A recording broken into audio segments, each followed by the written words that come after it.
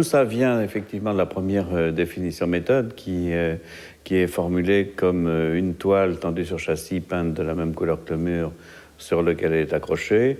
C'est-à-dire que j'essaie de rester au plus près de la peinture la plus traditionnelle en utilisant le support le plus classique de la peinture depuis un certain nombre de siècles, une toile tendue sur un châssis, de la peindre et de la mettre en situation.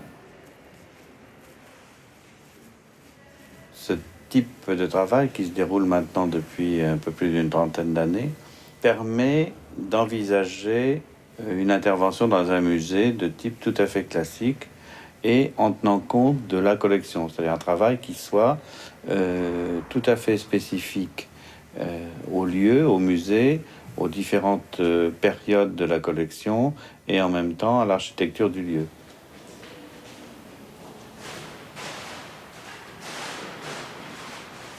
En 1983, à l'occasion d'une exposition au Musée national d'art moderne, Bonjour Monsieur Manet, Claude Ruteau actualise la définition méthode numéro 117, tout l'œuvre peint. Il lui donne forme à l'intérieur de l'exposition.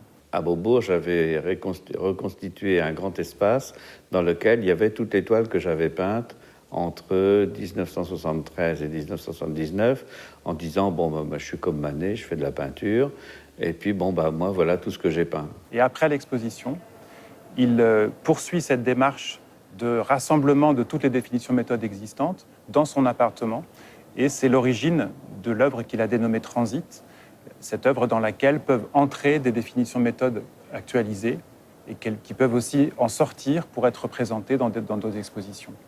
C'est une sorte de réservoir, c'est un terme qu'il emploie en parallèle à ce phénomène de réservoir qu'était la porte de l'enfer pour Rodin. Et puis, les toiles, les piles s'étant séparées les unes des autres, etc., j'ai utilisé progressivement un certain nombre d'éléments formels de cet ensemble pour jouer sur l'idée de pile, sur l'idée de réserve, sur l'idée de coloration. Transit était de la même manière une œuvre potentiellement infinie qui ne pouvait pas avoir de forme stable puisque les définitions méthodes qui terminaient leur exposition pouvaient y entrer et puis d'autres pouvaient en sortir pour être à nouveau actualisées et montrées au public.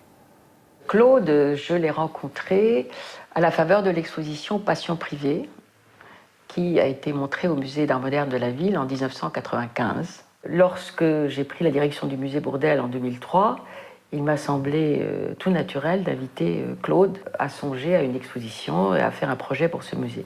Son projet, c'était accepter de buter sur la sculpture de Bourdelle et peut-être s'y casser le nez, affronter Bourdelle avec mes armes, les définitions méthodes. Le musée d'Orsay a la chance d'exposer, depuis son ouverture en 1986, un exemplaire de la porte de l'enfer de Rodin. Cette porte de l'enfer est à l'origine une commande qui lui a été passée en 1880. Elle était destinée à être une porte décorative pour un musée des arts décoratifs qu'on voulait créer à Paris. Et puis, une bonne partie des œuvres créées pour la porte de l'enfer ont aussi connu une vie autonome, une vie en dehors d'elle. C'est le cas en particulier du penseur. Cette démarche particulière à Rodin pour la porte de l'enfer, de créer par composition, en assemblant des figures préexistantes, a beaucoup intéressé Claude Ruteau. Je ne sais pas s'il avait déjà travaillé sur la porte de l'enfer. Il avait toujours souhaité exposer au musée Rodin et qu'il avait un projet.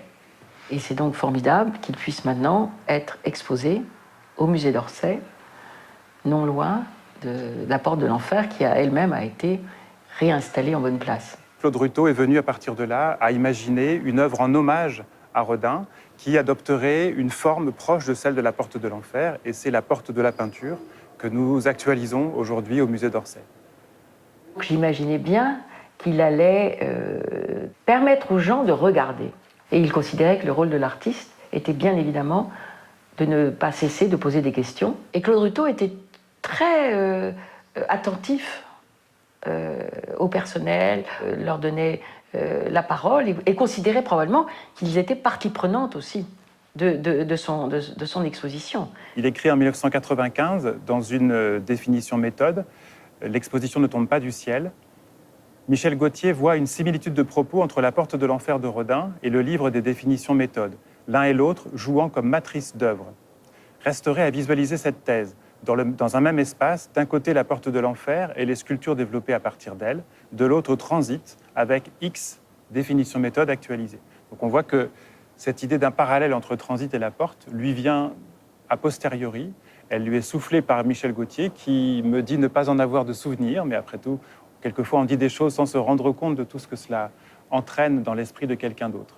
Au fur et à mesure des actualisations, on a une coloration de la pile qui va s'effectuer, etc. On va changer des formats, donc les choses vont s'ajouter, vont se compléter, certaines vont d'ailleurs ne pas revenir, donc il y a une perte, il y a tout ça, mais enfin, ça joue par rapport à l'ensemble, aux choix qui sont faits au départ.